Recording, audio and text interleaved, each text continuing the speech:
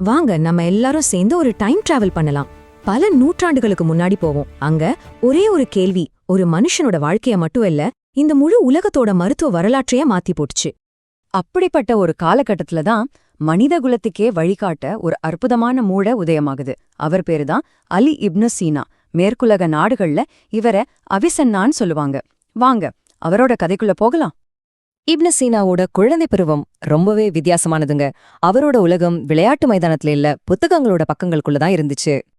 ஆமாங்க, மத்த பசங்க எல்லாம் வெளியில ஓடியாடி விளையாடிட்டு இருந்தப்போ இந்த சின்ன பையனோட மனசு மட்டும் பிரபஞ்சத்தோட ரகசியங்களை தேடி ஓடிட்டு இருந்துச்சு. சொல்லப்போனா அவனுக்கு விளையாட்டு என்பதே அறிவை தேடுறதுதான். இந்த ரெண்டு சிம்பிளான கேள்விதான், அதுதான் அவரோட வாழ்க்கையோட தாரக மந்திரம். வானத்துல இருக்கிற நட்சத்திரங்கள்ல இருந்து நம்மள சுத்தி இருக்கிற உலகம் வரைக்கும் எல்லாத்தோட ரகசியத்தையும் புரிஞ்சுக்கணும்னு துடிச்சாரு.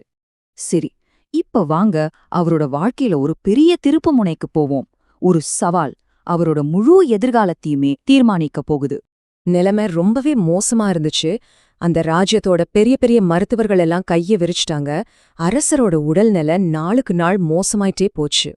அப்போதான் ஒரு இளம் மேதையின் என்ட்ரி நடக்குது. பல அனுபவம் வாய்ந்த மருத்துவர்கள் கைவிட்ட ஒரு விஷயத்துல அந்த ராஜ்யத்தோட ஒரே நம்பிக்கையா இருந்தது மருத்துவத்துல அபாரமான அறிவு வச்சிருந்த இந்த இளைஞன்தான். யோசிச்சு பாருங்க, என்ன ஒரு தருணம் அது! அலியோட அந்த கூர்மையான புத்திசாலித்தனம் மத்தவங்களால கண்டுபிடிக்கவே முடியாத நோயோட மூல காரணத்தை கண்டுபிடிச்சது. அவரோட தனித்துவமான சிகிச்சை முறை கிட்டத்தட்ட சாகர நிலைமையில இருந்த அரசரை மறுபடியும் உயிரோட கொண்டு வந்துச்சு. அரசரை காப்பாத்துனதுக்கு அலிக்கு என்ன பரிசு கிடைச்சிருக்கும்னு நினைக்கிறீங்க? தங்கமா, வைரமா, இல்ல அதையெல்லாம் விட ரொம்ப ரொம்ப மதிப்புமிக்க ஒண்ணு. பாத்தீங்களா, இதுதான் இங்க சுவாரஸ்யமான விஷயம். அலி மாதிரி ஒரு அறிவாளிக்கு இந்த உலகத்துல இருக்கிற எந்த ஒரு பணத்தையோ பொருளையோ விட அறிவுதான் பெரிய சொத்து. அந்த நூலகம்தான் அவருக்கு கிடைச்ச மிகப்பெரிய புதையல். அந்த ஒரு சாவி அலியோட மொத்த வாழ்க்கையவே மாத்திடுச்சு. அவருக்கு ராத்திரி பகல் வித்தியாசம் தெரியல. முழு நேரமும் அந்த நூலகத்துக்குள்ளேயேதான். ஒவ்வொரு புத்தகமும் அவருக்கு ஒரு புது உலகத்தை காமிச்சது. அறிவுதான் அவரோட மூச்சுக்காத்தா மாறுச்சு. அப்படி அந்த நூலகத்திலிருந்து அவர் கத்துக்கிட்ட அறிவை வச்சு மனுஷ குலத்துக்கே ஒரு மிகப்பெரிய பொக்கிஷத்தை கொடுத்தாரு.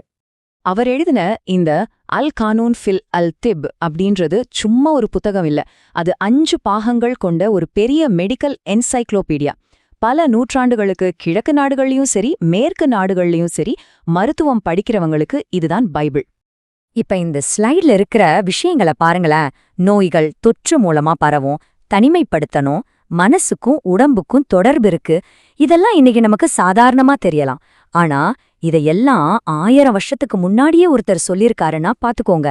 இது அவரோட தொலைநோக்கு பார்வைக்கு ஒரு சிறந்த எடுத்துக்காட்டு.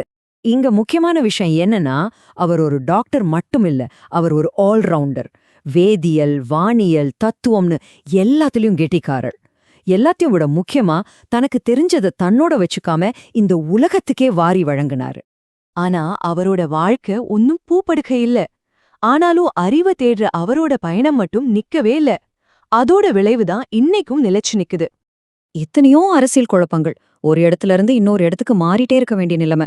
இவ்ளோ பிரச்சனைகள் நடுவுலையும் அவர் தன்னோட கடைசி மூச்சு வரைக்கும் எழுதுறதையும் கத்துக் கொடுக்கறதையும் நிறுத்தவே இல்ல. இந்த டைம்லைனை கொஞ்சம் பாருங்க.